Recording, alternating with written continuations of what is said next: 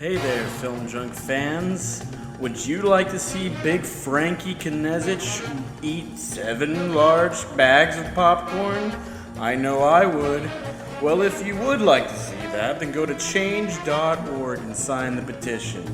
You can find the petition on Discord, or you can head to this podcast upload on YouTube on the Nugentino Cinema channel. Just find the Mouthbreathers Radio episode number 16, and in the description I'll have the link to the change.org petition. Sign the petition. We're trying to get to 100 signatures, and if you do, then we will see if Frank can really eat 7 large bags of popcorn in one day. I know we'd all like to see it. So, do it up, guys.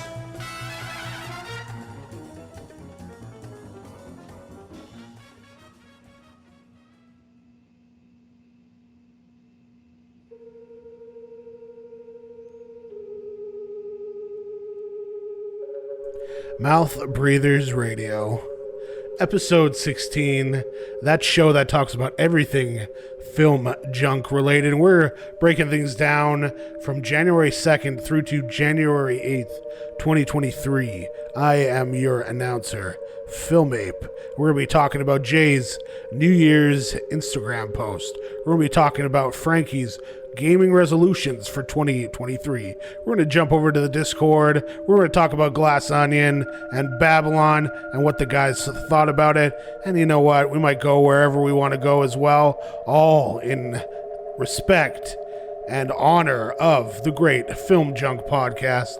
So do not move a muscle. Do not touch that dial. This is Mouthbreathers Radio.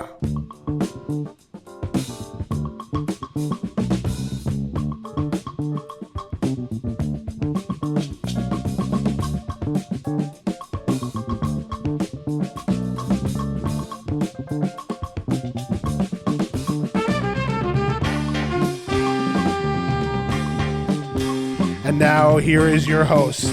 You'll see him starring in the brand new Russo Brothers film, Drew, Me, and Dupree. It's Drew Nugent. Hello, everybody, and welcome back to another week of Mouthbreathers Radio. And yeah, look forward to Drew, Me, and Dupree on July 25th. I think you're all really going to like it. But how are you doing this week, Philmate? I've been sick. I had a stomach thing, and so it hasn't been a great week. And usually I have an iron stomach, but this week it's been like tissue paper. I'm sorry to hear that. I'm glad you're feeling better. Yeah, did you eat something bad? Well, I was feeling better, and then just before the show, it kind of came back. So hopefully I make it through without some Chaos Channel worthy stuff going down. Yeah. Well, speaking of potential chaos, there's been a petition out there, and you might have heard the commercial at the beginning. So you, Philmate, have created a petition for Frankie to put his popcorn where his mouth is and prove that he can actually gorf 7 bags of corn. Do you want to just explain this a little bit? Yeah, certainly, Drew. This is probably the most serious social issue that we're currently facing right now, which is Frankie claiming that he could gorf 7 large bags of corn. So, of course, you got to go to change.org, where all the change in the world happens. And currently, we're sitting at 24 signatures, which is, great start, everybody. A little disappointing, but great start. Really, we just want Frankie to gorf 7 large bags of corn as he claims he can, or just retract the statement. That's all we want. Yeah, I think I would love for us to get to 100 signatures. If we do get to 100 signatures, part of me feels like Frank won't actually do anything, and I feel like he won't even retract his statement. But I said on the Discord that if we get to 100 signatures and Frank doesn't do either of those things, then I will gorf 7 bags of popcorn. So that gives you a reason to go out there and actually sign this. I will send police to your house to stop you from gorfing that amount of corn. Drew, you're too young. You're not trained like Frankie is. And he like tripled down on the Discord. Like, this was from January 5th. He said, "It's funny. I've been thinking about my claim, and I have never been more certain, all in caps, that I could eat 7 large bags of corn." And then he says, he goes over, yeah, I can do it, no problem. He talks about how he wished he had photos of when he was in high school where his carpet was covered in all caps in popcorn fragments. I found that concerning, the popcorn fragment. I'm like, it sounds like a house from Gummo or something. Like, just like carpet covered in popcorn fragments. So probably the best thing that came out of the little back and forth that's been going on Discord is Kim posted a clip from episode 799, and I have it here. And this Frankie was talking about lots of stuff, making lots of claims, and he was getting called out in just for just 3 bags. So let's take a listen. When COVID is done, I am hitting up amusement parks hard. Like a mother. Before first time back to the theater, I might eat 3 large popcorns. No, there's no chance you could even put that in you. Dude, I could crush 3 large popcorns so fast you would have no idea. Oh yeah, right, pal. Just like Mr. I could eat 40 cheese. You're the one who said you Hanks. could eat No 18 chance. matzo sticks. I could easily do it. You said And I you could do cannot- triple that. I could do all of it. Whoa. I certainly could. I could eat 30 matzo sticks. No No chance. problem. You could not do 3 Is there a bags of large stipulation that popcorn you- in the theater. Yeah. Is there a stipulation that you can't vomit?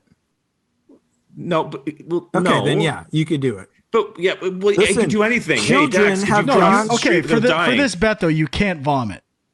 Oh, you can't vomit.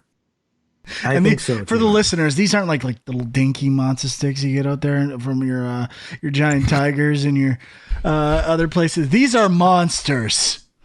They're not monsters. They're the size of your pinky finger. It's not a monster. They are not the size of, dude. You are so wrong. Look at this finger. It's That's as long it's as a literally- matzo stick. It's at least 2 or 3 of those. You're telling me that a matzo stick from Hanks is this long? You're such No. That's 6 inches right there, boy. Girth plus length, it's 2 of those at least. You are insanely overrating these matzo Okay. sticks. Okay. The first thing we're gonna do is evaluate, and you're gonna post a photo of that I will. matzo stick Against my against your finger. pinky. But there are specifically times when you're like, I'm starving. I'm gonna eat all this. I'm gonna eat everything in here. And then you're like, you eat 2 things. I'm full. I'm good. So you Well, guess said what? you Guess could what? eat I 18 think I will matzo take that sticks, because- and I said there is no chance in. So there is a lot to unpack there. Lots of claims that I feel like have not been followed through on, but that is a very early Frank talking Gorfin and claiming big numbers. But we're talking now 4 more bags than what he promised on episode 799. Yeah, it's pretty crazy. I mean, I'm excited. I really hope we get to 100 signatures, and I hope if we do that he follows through, because I want to see him do this. I mean, one thing he said is that he's saying he can do it in a 24-hour span. So it's not like in one sitting. But do you think it's still doable within 24 hours, or do you think that's still ridiculous? Like, I think it is doable. Do I think it's healthy? Do I think that he'll feel good after it? No, I don't. And again, I ran all the numbers, and it's just not something that the human body should attempt to do. And I think just the amount of oil there would probably result in a pretty upset stomach, at least for the next day or 2. Yeah, for sure. I mean, I get an upset stomach after 1 or even like 75% of a large popcorn. So if I actually end up eating the 7 bags of popcorn, then we will be in trouble. But I think it'll be interesting. So why do we think that Frank loves to make these big statements? I was thinking about this because, I mean, if you're looking for a classic Film Junk episode 799 is a classic. We have Sean, Frank, Dax, Colin. They review Best of the Best 2 and Three Ninjas High Noon. And I re-listened to it while I was sick in bed, and I enjoyed it thoroughly. And Frank is just making claims left, right, and center, and the cheese stick conversation goes on for a long, long time. So why do we think Frankie loves making these claims? I just think he thinks it separates him from the pack. It makes him unique that he claims that he can do these ludicrous things.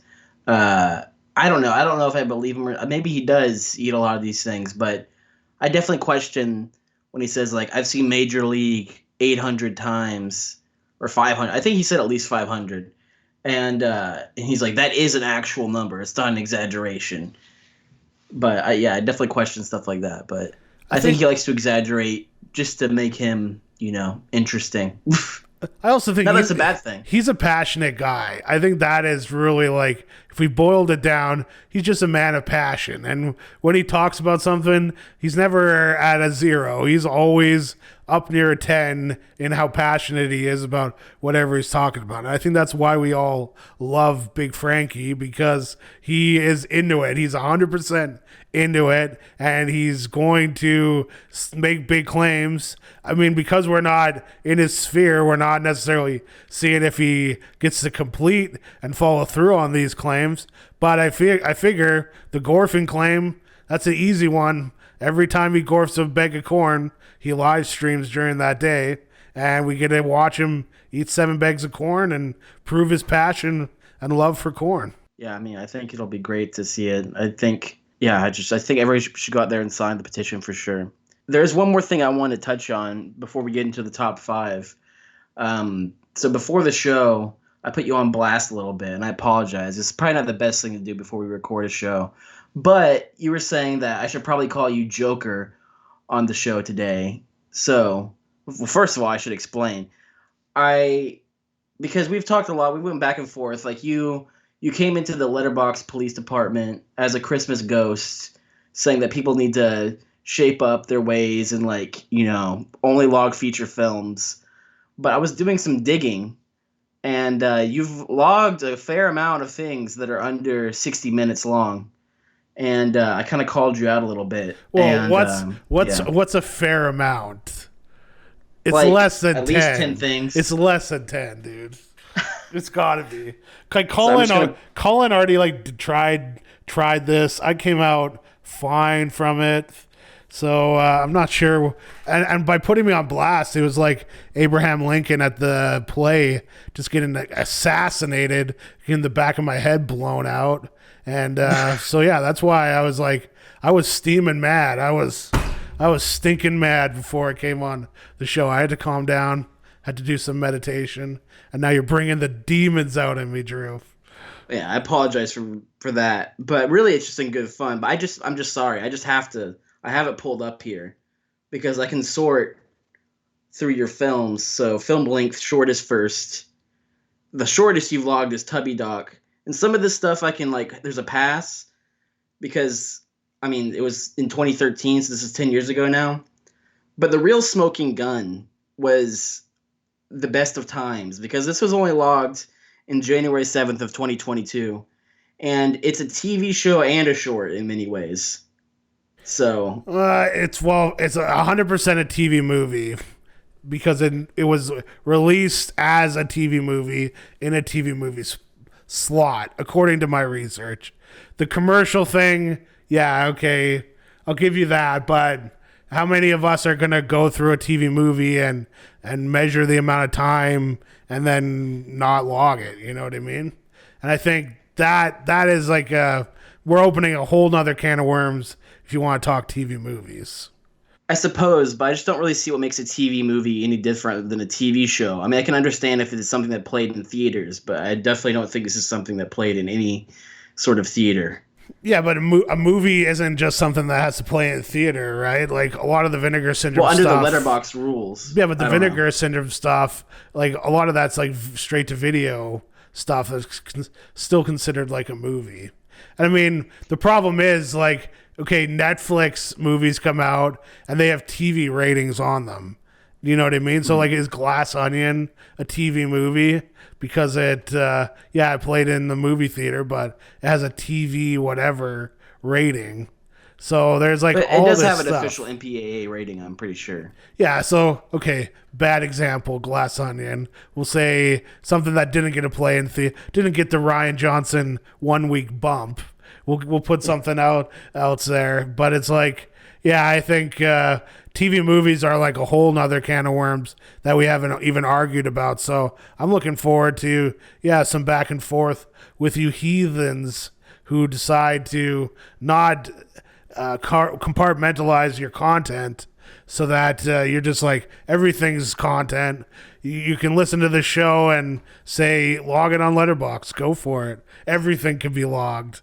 And I know you guys are trying to drag me down because I have a very clear, clean, beautiful Letterboxd account, and you guys are trying to get me muddy and dirty. But the fact of the matter is, I mean, everything that comes my way, I always come out looking clean, and I welcome it. I have to say, in July 2018, you logged Dry Wood, which is a 30-something minute movie by Les Blank. What makes that qualify? Drew, I'm not the one on trial here, just so we know. I just say, I mean, you're so hard on these rules, but I mean, I can keep going. I think the big thing is, have I singled out a single thing, one thing that anybody has logged? I have not. I have not put anybody's character on trial. Like I have been the whole time I bring it up. And again, I'll keep fighting the good fight. And again, what is? Do you have a total number of under 1 hour things? I'll be very curious. I think it's like 17. Holy smokes. Well, okay, it's 58 minutes. I mean, if we want to go like minute by minute here. 19 actually. Because I think, are we going on the 45 minute? Or I mean, I technically do the 1 hour. I think anything over 1 hour is a feature. But the Academy, I believe it's only 45 minutes. Well, that's what I was going to question, because we've talked about that before, whether it's 60 minutes or 45 minutes. But yeah, I don't know. This is why I'm open to logging shorts now. Like, I think these rules are ridiculous. I get your point that we're devaluing. I'm not saying your rules are ridiculous. I'm just saying I think it's nice to be Yeah, you are, loose. Drew. Yeah, you are. And let me just say this. If you log shorts, that means that your year-end numbers are out the window. And the only person that was speaking any reason was Kay, by actually trying to divide it up so that she could have like numbers that were like feature and shorts. So then you can actually at least present it on the Discord as like, here are the amount of features that I watch. Here are the amount of shorts that I watch. If you're willing to do that, I'm fine. Again, it has nothing to do with me. Everyone can do whatever they want. Everyone is already doing whatever they want. The key thing is, I just think my Letterboxd is for me. So I don't really, I mean, I think anybody, like, I don't know. That's just my feeling on it. It's basically just like there's no pure accounts anymore. And Letterboxd is just anarchy. And it's just a reflection of our fractured society and our devaluing of content. I mean, really, like, who are our, gods to look to? Like, when we look at these Letterboxd rules, I feel like it used to be the Junkers, because, they had the manifesto and all these things. But go and look at Jay's account. He doesn't rate things. I know we've been over this many times. But because, he's in Hollyvitz now. I probably shouldn't say Hollyvitz. That's a joke. Anyway, Frank, his account isn't very clean. He doesn't log half the stuff he watches. So I just think, like, who are we looking towards? There's no gods in the sky anymore. Yeah, and I was thinking about Philip Mainlander, who philosophizes that God committed suicide and that created the universe. Are you familiar with Philip Mainlander? And I'm like, what God committed suicide and created the anarchy that is Letterboxd? You know what I mean? And yeah, it was. JHU. Everyone was in agreement until this year, and now it's like fractured like crazy, and everyone's just doing whatever they want. And again, it's like everybody that I follow breaks my rules, and then you're throwing it in my face that I am even breaking my rules. So then I'm like, what's even the point? Why do we even watch movies, Drew? What does it even matter? I just think that you should accept that the rules don't matter, and that should make you feel freer. I think that's the. I'm gonna now break up every movie into 10-minute chunks. Then I'm gonna add each 10-minute chunk to the movie database. Then I'm gonna log every 10 minutes that I watch, so that I can get like a serious number of logs, and then really break down a film. And then we could get even crazier. Break those down into like a minute. Like every minute of a film is a piece of content. We'll do it Thing style, where the DNA of the film is each unique, and so creates its own thing. Let's just get crazy with it. That could be interesting. But anyway, I just had to get that in there a little bit. But I think it was a good discussion. So do you want to get into the top 5? Yeah, let's do it. Ignition sequence start. 5, 4, 3, 2, 1, 0. Launch commit. Liftoff. We have liftoff. Okay, Houston, roll complete. Roger, roll complete. So we'll stay on this sore subject of Discord, and I need you to explain to me these chaos channels and what was going on with Colin getting a channel and all this stuff. I really was not following it. So can you make sense of the craziness? I'm not 100% sure either. All I can tell you is that Colin currently has a channel called Colin's Anus Factory. Yeah, so I don't know. I guess Colin got his own channel, and I haven't been too, connected with it either. I know Kay had a channel called Kay's Vibe Ranch, and that was recently just renamed to the Vibe Ranch only.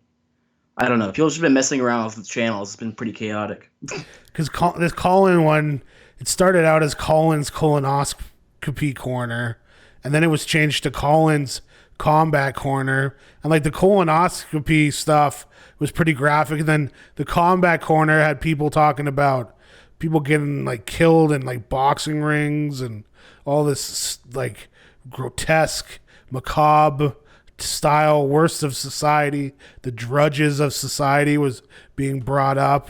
And I was not following it, so I reached out to Colin to try to make sense of it, but he refused to talk to me on record. So we talked, but it was all off the record. So I'm not able to share, unfortunately. So that's why I have still. Why are these chaos channels? Like Discord is already chaotic enough. Nobody sticks to anything in any of the text channels. So why are these ones more chaotic? We have Oscar Chat, Reed's Safe for Work Emporium, Kim's Junk Trunk, Bad Something, Beekman's Birdhouse, the Vibe Branch, and as of today, which is the 11th, Colin's Anus Factory. Yeah, I don't know how it works on other Discords, because I've only been actively involved in the Film Junk one ever. So I just always found the Film Junk one very chaotic, just because we have like 15 channels. I don't know. I know Blake from Boston had recommended one time that it'd be condensed down to like just film, TV, music, like have like 5 channels, which I think could be fine. But I don't know how it is on other Discords. I don't know if Discords are usually this chaotic, if they usually have like 20 channels, but it is interesting. One thing I'm pretty sure that Zach was involved with the creation of Colin's Colonoscopy Corner, and it brings up an interesting, at least interesting to me, which is Zach seems to be one of the Film Junk people that interacts with the fans the most by a considerable margin, because Zach has come in even to the police department and talked with us and had a lot of fun. So Zach, who I believe was voted least favorite host, which is insane. And so why do you think Zach interacts with us the most and seems to genuinely have a good time while he's doing it? I think he's just the most connected to social media. I mean, Frank has talked about how he was simping for likes on Letterboxd. He would text Frank and say, like, "Can you please like my Letterboxd review?" And that's just, I don't know. I'm only kidding. But he was, I'm not sure. He's an admin, and to get these things changed, you have to get an admin to do it. So I think he's just kind of the designated guy. It seems like above him, you have Frank. He interacts a fair amount, but he's not like coming into the police department. But yeah, I would say it's those two that interact a lot. And because Zach like saves the day, like Colin, the dude got kicked out of his own channels, and Zach was able to come in and reestablish him and all that. And so I'd say we appreciate Zach. He's a cool dude. He's got a great sense of humor. I laugh at every one of his Letterboxd reviews. And I think if you're not following him on Letterboxd, if you're not appreciating him on the Discord, you should be. Yeah, I agree. And I definitely think Zach's a cool guy. I was only joking about you simping for likes. But I do find it questionable. But anyway, we can move on. All right, let's jump into Frank's gaming resolutions for 2023. And before I play the clip, Drew, when was the last time you listened to Game Junk? I mean, to be completely honest with you, I never listen. I didn't even listen to this episode. So, yeah, I'm just not that I'm not a fan. I mean, I'm a fan of anything the guys do, but I'm just not connected to the gaming world. Yeah, it's been a while. I used to listen a lot. We're on Game Junk 133 now, which is awesome that they've been able to stay consistent. This was an interesting episode simply because they were talking numbers for how much they played, what they played, all that from last year. And of course, Frankie's numbers were crazy, but this portion of the episode certainly stood out. I prepared a few just before the show started, some resolutions for 2023, some gaming resolutions. Now, I don't know if I'll follow all of these, but this is what I'd like to aspire to become a better gamer in the calendar year of 2023. Number one, get proficient with mouse and keyboard. I keep trying it here and there, trying to get better.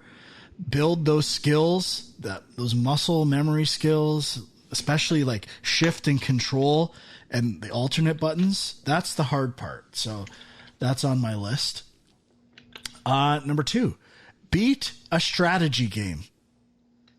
Strategy that's gonna be a tough one. Is a very like blind spot genre for me that I don't play enough of. You should change the wording of that. I don't know if you can beat some of the strategy games that are out there. You know what I mean? Like just kind of play through all the scenarios, fully indulge in a strategy or tactics game. Number three, stream games at least once. Try to actually stream. I talk about streaming. This one's going to be very hard, but it is on the list. Try to let go of achievement hunting. Finally, let it go. I mean, I can almost guarantee I will fail that resolution by tonight.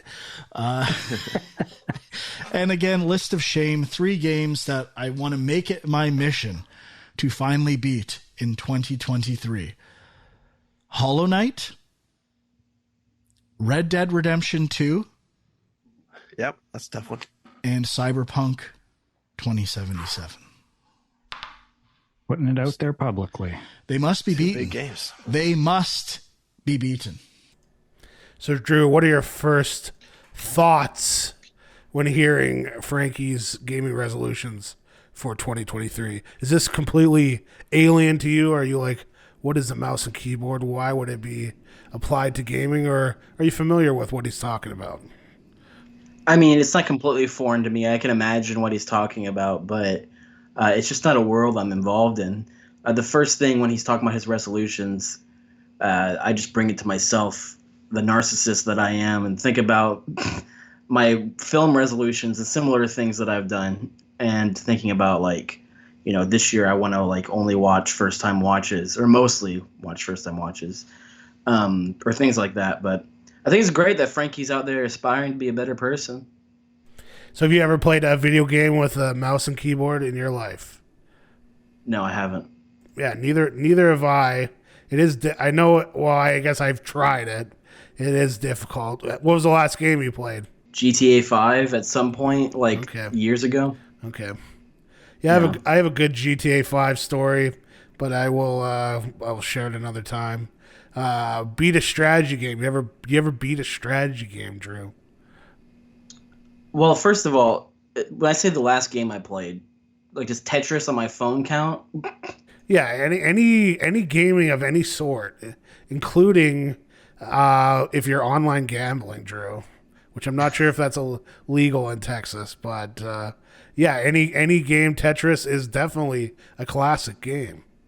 Yeah, well, I play Tetris on my phone frequently, so there's that. I don't think I've ever beaten a strategy game. Are you good at Tetris, Drew? I think I'm all right. I think I'm decent. I'm not totally sure like how the numbers like stack up against other people's numbers, but I think I'm pretty good at it.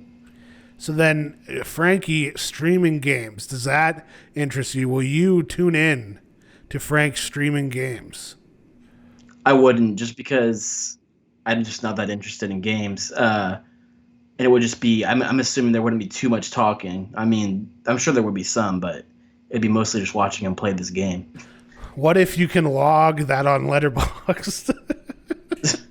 Well, I wouldn't do that. Well, first of all, I wouldn't do it because I wouldn't watch it, but I wouldn't stoop to that level. I still have rules. It's kind of like Henry Portrait of a Serial Killer. Henry has rules. He won't do certain things, and there's certain things I won't do on Letterboxd, even though I have gone to certain depths. So then what about achievement hunting? Will Frank be able to let go of achievement hunting? I think this is highly unlikely. Yeah, I mean, he admitted it himself. He said he would probably break by that night. So even if he makes it past the night, he's going to do it at some point. And then are you familiar with these games that he's trying to beat? Hollow Knight, Red Dead Redemption 2, and Cyberpunk 2077? The only one I'm not familiar with is Hollow Knight. Red Dead Redemption I've always wanted to play, but I've never really been able. Well, I've never actually. I might have played it somewhere else, but I've never really had it in my own house. But I was like not a fan, but interested in like Rockstar games, as I'm sure many people were. But yeah, the most games I've ever played is like GTA 5, a lot of that stuff. I was into GTA 3. I liked Bully. That was like a weird old game that Rockstar Games did. In recent times, not to go off on a tangent, but in recent times, I played GTA 5, Spider-Man, the recent one that came out. I played a little bit, and I'm trying to think. That might be it. In like the last 10 years. Yeah, GTA 5 was the last game that I really played, but there was a horrific event that happened that forever rocked my video game world, and I probably would not be here talking to you today if it was not for this event that changed the trajectory of my life. But I'm not going to go into it, Drew. You're not going to make me go into this. What, is it too traumatic or something? Yeah, I think I might make a true crime podcast and address it on that. Okay, well, I'd be interested to hear it. But Hollow Knight's an interesting one. I mean, Red Dead 2 is probably the most interesting because I believe Frank put it on as his best of on a year and he never beat it, which is crazy. But Hollow Knight 2 is interesting, or Hollow Knight rather, is interesting because it's a pretty popular game. It seems like lots of people are playing it, and it's a hard game. So I hope that Frankie beats it and lets us know what it's like, and maybe he'll stream it, and maybe we'll be able to watch him do it and see his accomplishments. For sure. Yeah. It should be interesting to see. One thing I'll say before we finish this topic is that I've been impressed the output of Game Junk recently with the Game Junk prototype stuff, which they've now changed over again to regular Game Junk, I believe. But just they have a whole dedicated YouTube channel. It's almost like its own separate entity now, even though it's still connected to the Film Junk universe, obviously. But they have a YouTube channel where they pretty much put stuff up like all the time, like every week, I think. And they have like nice thumbnails, and it's pretty cool to see. Yeah, I hope that they're gaining their own Game Junk following. And yeah, we'll check in on that later. It had been a long time since I listened to a Game Junk, and I was happy to hear Huck City. I always liked Huck City, so glad to hear him. But we can go on to the next topic, which is Jay's Instagram post. He made a post just, wishing everyone a happy New Year's. But one of the key things I thought was interesting is he was saying he was excited to work on new projects, or 2 potential new projects. So I thought that was exciting, hearing that there could be 2 things coming down the line from Jay Cheel. What do you think the 2 things will be, Drew? Well, I don't know. I mean, he showed that one thing of the camera test. I mean, that's the one thing I'm assuming he's working on currently. I don't know if that's the John Teeter project that he's talked about. I hope so. I think that will be a cool thing to see. I know Jay, he talked about some studio meetings he had, because I think I don't know if this is still the case, but the John Teeter thing was supposed to be with RLJE Entertainment or Films, and that's the company that worked on Mandy. I'm not totally sure if that's still the case, but I also know he had a meeting with Bad Robot, I'm pretty sure. And I don't know if I'm leaking. This was on a Discord. It wasn't just with me personally. It was on a Discord stream. But I know he said the studio people at one point had said it might be cool to get Ryan Reynolds in the project, which would ruffle Frank's feathers, I'm sure. But I'm sure. I hope whatever projects, one of these 2 projects, I hope one of them has Ryan Reynolds in it. That's all I can say. One thing that we have to do, knowing and having followed Jay's production and pre-production, generally there'll be little hints, not necessarily on purpose, but stuff that he's working on will kind of bleed into his normal day-to-day posts. So we know that he had a bunch of John Holmes books around. Yeah, he showed them on the live stream. So John Holmes. Yeah, the porn. John C. Holmes. The pornographer. I've got a copy of Hot and Saucy Pizza Girls right here. I'm a big fan. The adult film entertainer. So he had a couple books of his. And then you mentioned Bad Robot. So then he also mentioned in this post that he was finishing rewatching Lost and Party of Five. Do we think it's pornography meets Lost meets Party of Five? Some kind of crazy project there? Can we figure it out? Can we unlock the mystery here, Drew? I mean, I don't know if Lost or Party of Five are connected, but you never know. It could be. But the John Holmes thing I find very interesting. I wasn't even aware of that at all. And I'm very interested in John Holmes. I mean, obviously because I'm a big fan of PTA, and for a long time, Boogie Nights was my favorite film of all time, and it's still up there. So yeah, I'd be interested to see if he's doing anything in that with that subject matter. So there is a Lost and Party of Five connection. Can you guess what it is, Drew? Are they both? Well, I know Lost is produced by J.J. Abrams. Is J.J. Abrams involved in Party of Five on some level? I'm not seeing any Jar Jar Abrams stuff for Party of Five, but I do see that Matthew Fox, lead actor from Lost, is also in Party of Five. He's on. Nice. He's main listed on the cast. So do you think Matthew Fox will come into play in one of Jay's projects for 2023? Maybe. You never know. It could be a huge get to get him. He played the guy in Speed Racer. I forget what his name was. But Racer X. Yeah, Racer X. But yeah, I just whatever Jay does. Maybe I shouldn't say this out loud. I don't know if it'll jinx him. And you know what? I'm not gonna say it out loud. So you'll just have to wonder what I'm gonna say. But I just wish Jay luck. That's all I can say. And I'm looking forward to these projects. Do you think Lost or Party of Five are cursed? And do you think, under the logic of logging TV on Letterboxd, would they do cursed films, but it's all about television under the moniker of cursed films? That could be interesting. You could get into some weird, like, very special episodes. There is one thing that on the last Video Archives podcast they were talking about, or was the Video Archives after show, and Roger Avery was talking about a made-for-TV film about different strokes, where the guy who directed Tiptoes apparently directed this made-for-TV film, and it was somebody playing Gary Coleman, but who was a full-size actor, and he was like on his knees, and which created a very strange vibe. But I know Jeff on the Discord, like he said he was going to watch and log that tonight, and I did some digging, and I probably should do some deeper digging, but I couldn't find any proof of this film's existence. So that seems like a weird TV oddity that was just interesting to mention. But yeah, accursed films for TV could be very interesting. I'm sure there's lots of things you could do. One, you could definitely do the what's her name? Christine Chubbuck was the first live televised suicide. That's pretty cursed.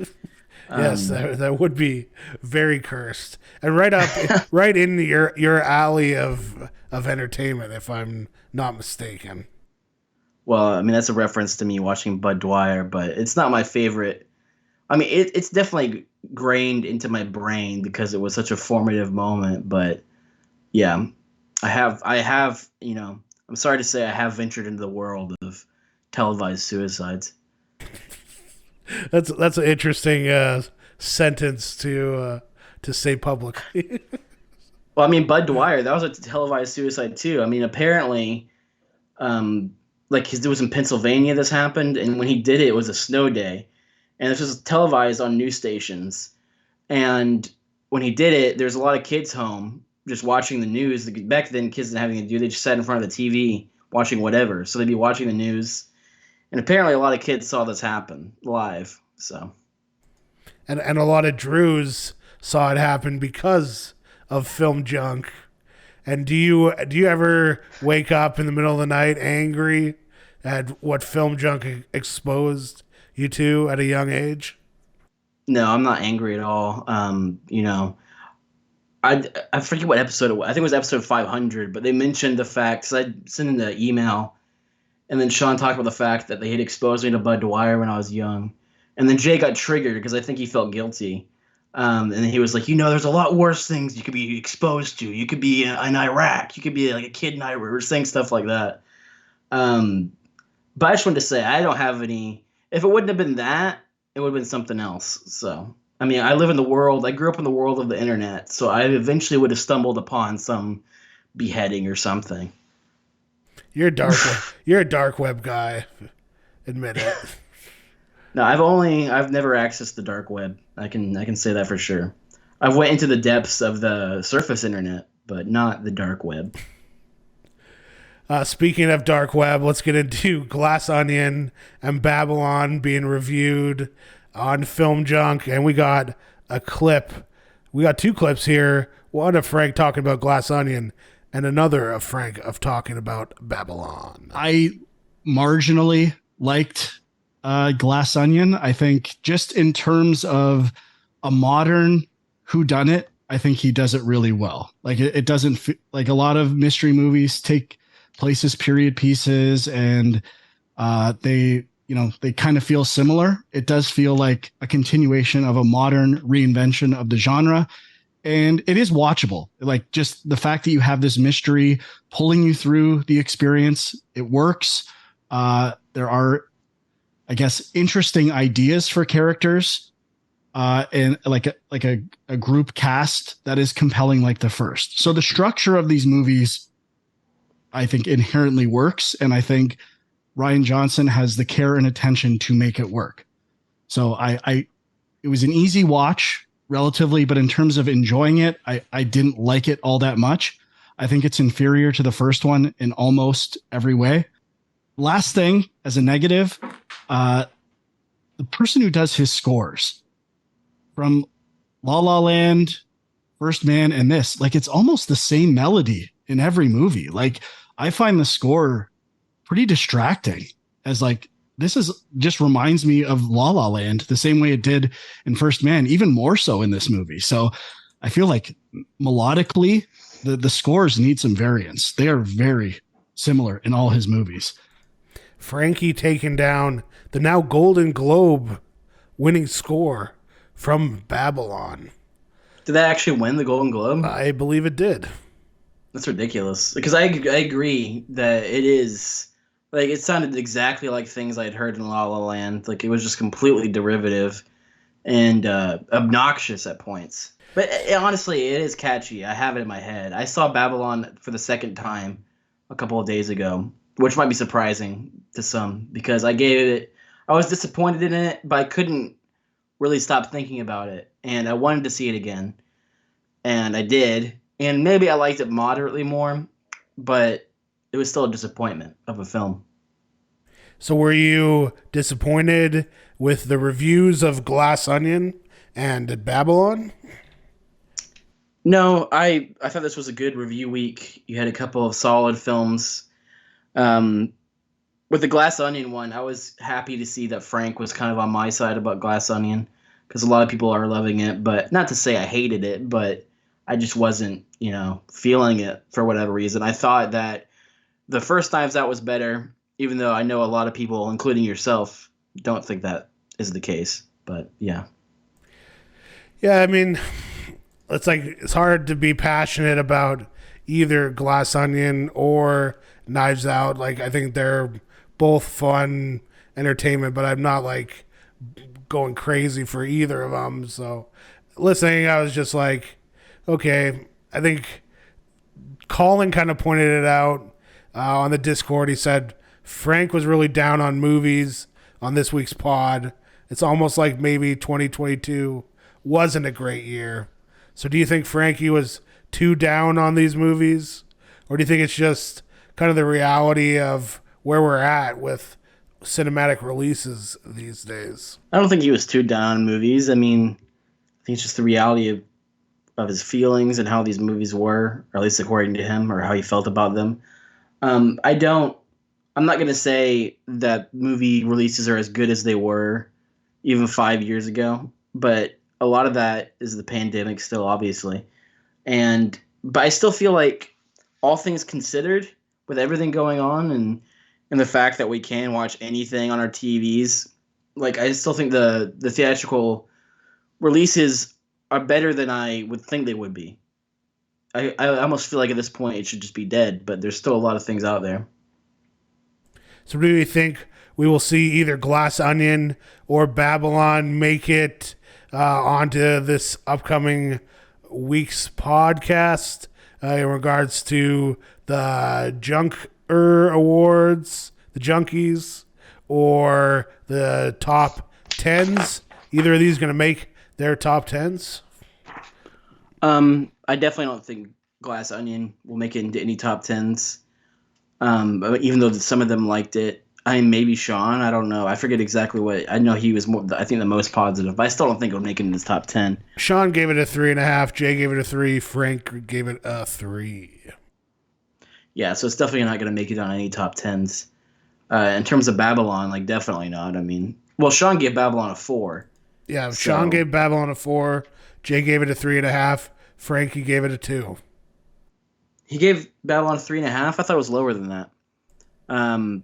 Yeah, I was surprised how negative Frank was. I mean, I guess I understand a little bit because I wasn't, like, over the moon about it, but he really railed into it. He said he only enjoyed one thing, and I definitely got more than one thing out of the film. But, yeah, at the same point, I can understand. I do think it's a disappointing movie. Do you like when they do these kind of big movies back to back, like reviews? Do you like that, or do you prefer it when it's just one film one major film review per episode. I like it when we get the big movies back to back. It makes it feel like, we're in the height of the movie year, which is December or November. Like, it's the late year. We're getting all those big awards movies. And, it just builds the hype. I think it's a lot of fun. One thing that stood out to me, I don't know if you noticed it, and I'm not sure. I mean, it is like a statement, and I think they kind of addressed it. But you would think that Glass Onion would end up with a spoiler discussion because of it's inherent in it. It's a mystery. But Yeah. it didn't get a spoiler discussion. Were you shocked by that, Drew?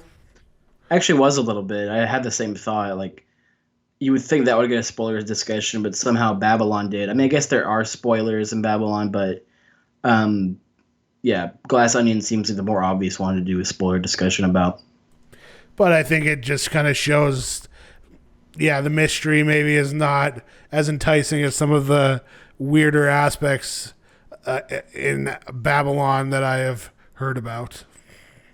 Yeah, for sure. Do you want to go on to our final topic? Let's do it. We got a clip. I mean, are you guys interested in Megan, or is that? Absolutely. I don't want to burn a a veto already. What? Oh, okay. Thought you were. I was confused as to what you were saying there, but so you do want to see it? No, I don't want to see it. Oh. Jay said yes, I do. Jay's interested. I am not. But you don't want to burn a veto. Yeah, So I you don't are want to see it, interested. and I don't want to burn a veto. Okay. It's hard to understand.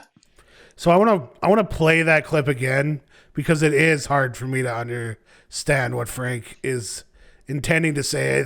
It seems like he might have misheard Sean and then responded to him because it wasn't clear. And so what we're talking about is there's some controversy over what the next review would be. Jay was enthused about Megan, but Frankie doesn't want to waste a view on a 2023 movie when he could be watching 2022 flicks for his best of the year. That was the gist of what the argument was at the end of the show, or disagreement.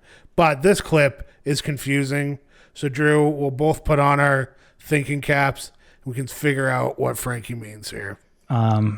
I mean, are you guys interested in Megan, or is that?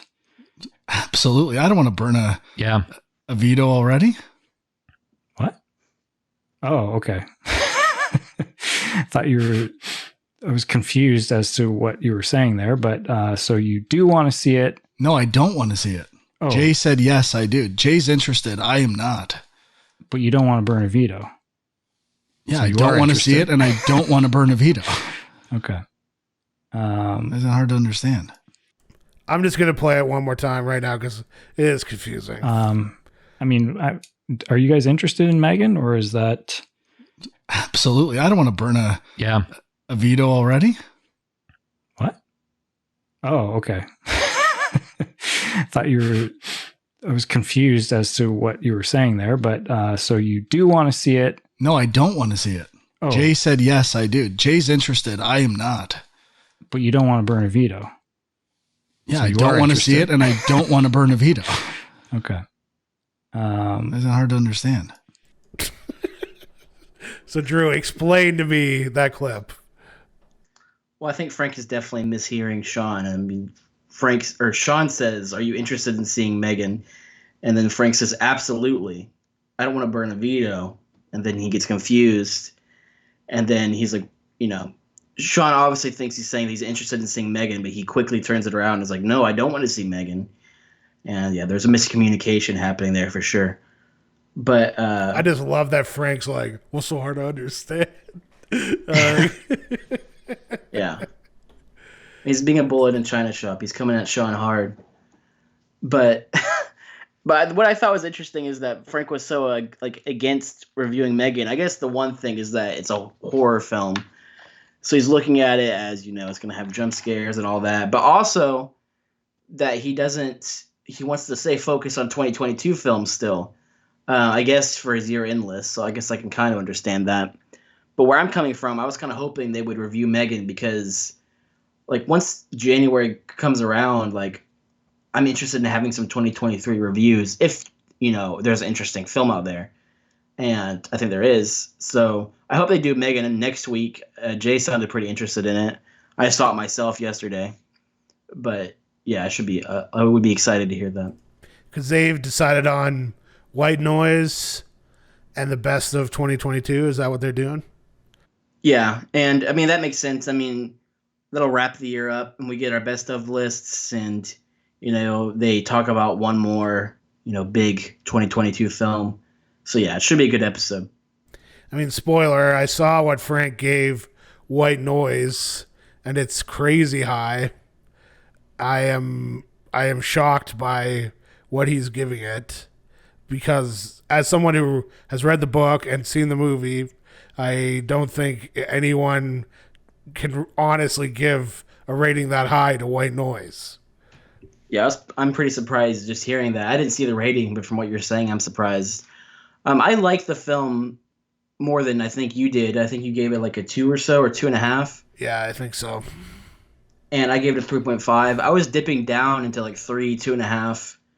But towards the very end, it started to win me back a little bit. And I loved end credits. I know that's something that's been talked about a lot, but I did enjoy it overall. It wasn't what I expected it to be, but I wouldn't say it's a great film. It's more of an interesting experiment. I cannot imagine Frank will like the end credits. Yeah, well, I mean, it's pretty. Yeah, I can see what you're saying. It's kind of like memeable, and I enjoyed it. I don't know. I just thought it was fun. that will be the most interesting thing, because it is a fun closing credit sequence. As someone who is an appreciator of dance and dance films, I think it's a fun way to end the movie. But I cannot imagine that Frank will be on board with that. Well, it also drives the central message of the film home on like a pretty, just hammers it in there right at the end. And I don't know, having never read the book, that helped a little bit, but I don't know. I thought the movie was okay. Nothing more than that. So yeah, well, we'll have to see what they think about White Noise on the next episode, which is going to be episode, what number? 878, which we're getting up there. We're closing in on 900 for this year. Yeah, it's crazy. I was just thinking, like, you were talking about 799.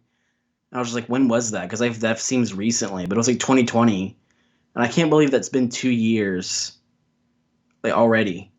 Or it's 2021, but it's been that's even crazier. It's been 2 years since 2021. Yeah. I'm gonna be dead soon. Yeah, we're all getting closer to death, which is a theme of White Noise.